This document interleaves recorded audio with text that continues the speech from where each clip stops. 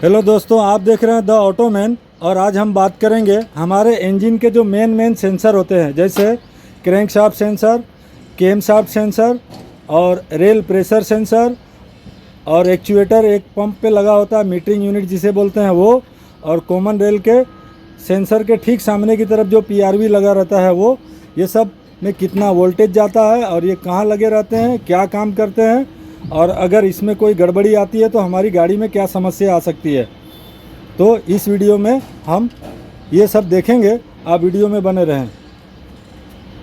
ये हमारा 6 सिलेंडर का एम पावर इंजन है और इसके अंदर महिंद्रा ब्लाजो 37 गाड़ी में आता है।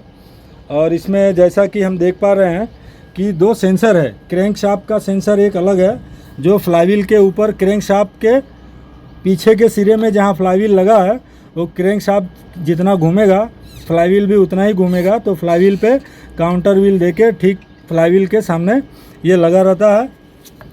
ये इंजन का आरपीएम बताता है ईसीएम को, इंजन कितना स्पीड में घूम रहा है।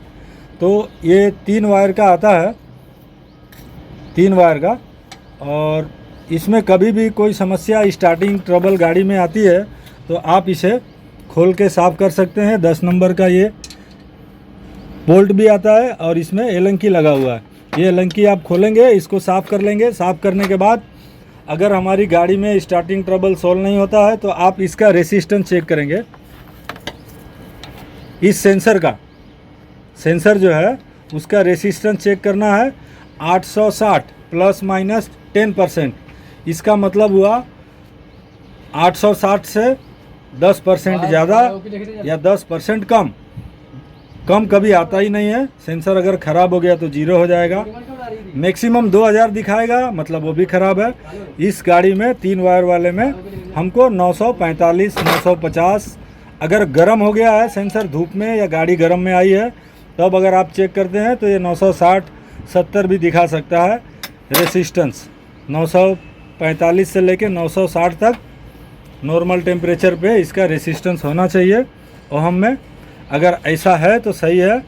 आप इसको हिला डुला के देख सकते हैं। अगर रेसिस्टेंस छोड़ पकड़ कर रहा है तो सेंसर में समस्या है, कहीं से टूटा है। उसके बाद ठीक इसी तरह का एक दूसरा सेंसर है जो केमशाफ्ट पे लगा है, केम सेंसर बोलते हैं। उसका कपलर भी सेम आता है महिंद्रा में। और हमें इसमें भी रेसिस्टेंस ही चेक करना है। तो रेसिस्टेंस चेक करने के लिए एक कपलर को निकालेंगे। ये पंप के पीछे, ये जो कपलर देख रहे हैं आप, पंप के पीछे ये सेंसर हमारा लगा हुआ है। यहाँ पीछे सेम फ्लाईव्हील वाला ही एलंकी वहाँ पे भी लगा है, उसे खोलना है और यहाँ पे रेसिस्टेंस चेक कर लेना है, साफ़ करके लगा देना है। अगर ये ख़राब होता है तो हमारी गाड़ी लेट स्टार्ट होगी और झटके लेके चलेगी, फुल आरपीएम नहीं पकड़ेगी। जिस भी गाड़ी में 2 सेंसर होते हैं, एक क्रैंक का अलग और क्रैंकशाफ्ट का अलग, और ये केमशाफ्ट का अलग सेंसर होता है। उस गाड़ी में अगर एक ख़राब हो गया तो गाड़ी स्टार्ट है तो दूसरा वाला उसका काम देख लेता है, ईसीएम दूसरे से काम चला लेता है। अगर दोनों ख़राब हो गए, ये हमारा केमशाफ्ट सेंसर और क्रैंकशाफ्ट सेंसर, तो हमारी गाड़ी स्टार्ट नहीं होगी। एक साथ दोनों कभी ख़राब नहीं होते हैं। उसके बाद ये हमारे मीटरिंग यूनिट पे, ये मीटरिंग यूनिट है 24 वोल्ट का ओपन टाइप। अगर इसके वायर को हम निकाल दें तो भी हमारी गाड़ी स्टार्ट रहेगी, इंजन स्टार्ट रहेगा, लेकिन नॉकिंग करेगा, कट कट की आवाज़ आएगी। इसके कपलर को हम निकालेंगे तो एक में पॉजिटिव और एक में ग्राउंड आएगा। पॉजिटिव में वोल्टेज कितना आना चाहिए, बैटरी के बराबर 24 प्लस वोल्टेज आना चाहिए, और ग्राउंड में अर्थिंग आना चाहिए। हम इसको मल्टीमीटर से चेक कर सकते हैं। अगर इसका कपलर लूज है या वायर टूट गया, गाड़ी स्टार्ट होगी लेकिन नॉकिंग करेगी, कट कट की आवाज़ आएगी। अगर ये क्लोज कंडीशन में गर्म होके क्लोज कंडीशन में जाम हो गया, इंजेक्टर के पाइप खोलेंगे और सेल मारेंगे, डीजल नहीं जाएगा। क्लोज कंडीशन में बहुत कम ऐसा होता है, ख़राब भी होता है तो ये हमारी गाड़ी नॉकिंग करती है। क्लोज कंडीशन में जाम होने का संभव नहीं है, बहुत कम केस में ऐसा होता है कि क्लोज कंडीशन में वो जाम हो जाए। तो उसे चेक करना है तो तीनों एलंकी खोलना है। हाथ पे जब उसको झटका मारेंगे इस तरह से तो अंदर से खुट खुट की आवाज़ आएगी, मतलब वो आवाज़ आ रही है, मतलब वो जाम नहीं है। और फूंक मार के बीच में देखना है बगल वाले होल से, हवा निकलेगी मतलब वो, अगर हवा निकलती है सही है और आवाज़ भी करता है तो सही है, साफ करके फिटिंग कर देना है।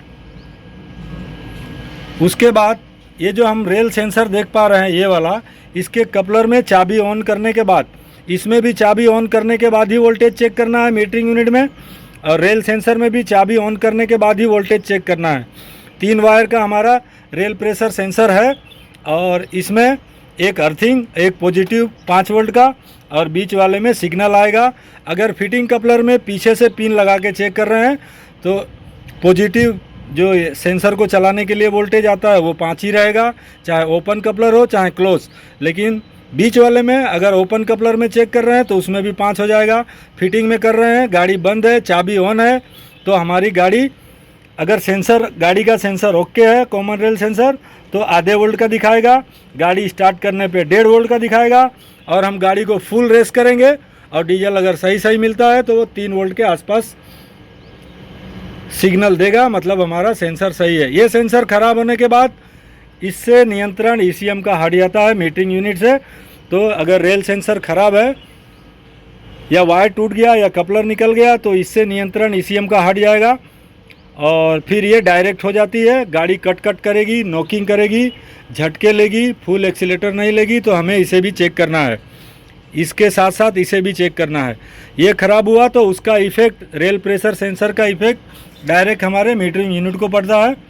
तो कभी भी मीटरिंग यूनिट से डीजल का प्रेशर ज़्यादा दिखा रहा है तो हमें रेल प्रेशर सेंसर को भी चेक करना है। वोल्टेज, रेसिस्टेंस भी आप चेक कर सकते हैं, लेकिन फिटिंग कपलर में आधे वोल्ट का बंद गाड़ी में चाबी ऑन करने पे वोल्टेज आ रहा है तो हमारा रेल सेंसर ओके है। स्टार्ट करने पे 1.5 वोल्ट है तो भी ओके है, फुल रेस करने पे 3 वोल्टेज है तो भी ओके है। अब हम देखेंगे पीआरवी।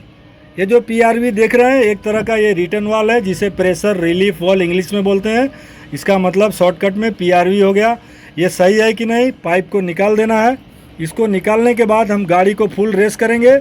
गाड़ी में 1600, 1400, 1500 बार का प्रेशर बनेगा, तब यहाँ से डीजल नहीं आना चाहिए। इस पाइप से आएगा, इधर का डीजल यहाँ आ सकता है। इसको खींच लेना है, पाइप को मोड़ देना है। इस एडेप्टर में से नहीं आना चाहिए, यहाँ से डीजल नहीं आना चाहिए। इसमें इसको बंद कर लेना है, यहाँ से रिटर्न आएगा सबका, यहाँ से डीजल नहीं आना चाहिए। अगर डीजल नहीं आता है तो हमारा पीआरवी ओके है।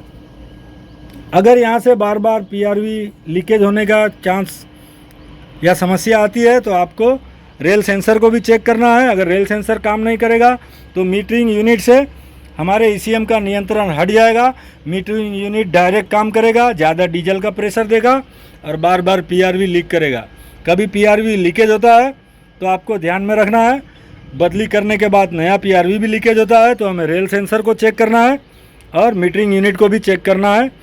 और रेल सेंसर, अगर मीटरिंग यूनिट सही है तो हमारे पीआरवी का जो अंदर फेस होता है, जहाँ पे पीआरवी जाके लगता है, उसके फेस को देखना है। फेस कट गया तो भी ये लीकेज करेगा। इस वीडियो में हमने crankshaft sensor, camshaft sensor, metering unit, rail pressure sensor और पीआरवी के बारे में देखा। M power engine Mahindra Blazo 37 गाड़ी में। इस वीडियो में आपको कुछ पूछना है तो पूछ सकते हैं। और इसके अलावा जो सेंसर है उसका आगे वीडियो बनाया हुआ है। बूस्ट प्रेशर सेंसर हो, चाहे हमारा कूलेंट प्रेशर सेंसर हो, चाहे ऑयल प्रेशर सेंसर हो, इन सब का वीडियो आगे एक वीडियो में हमने डाला है, आप देख सकते हैं। इस वीडियो में बस इतना ही। Thank you.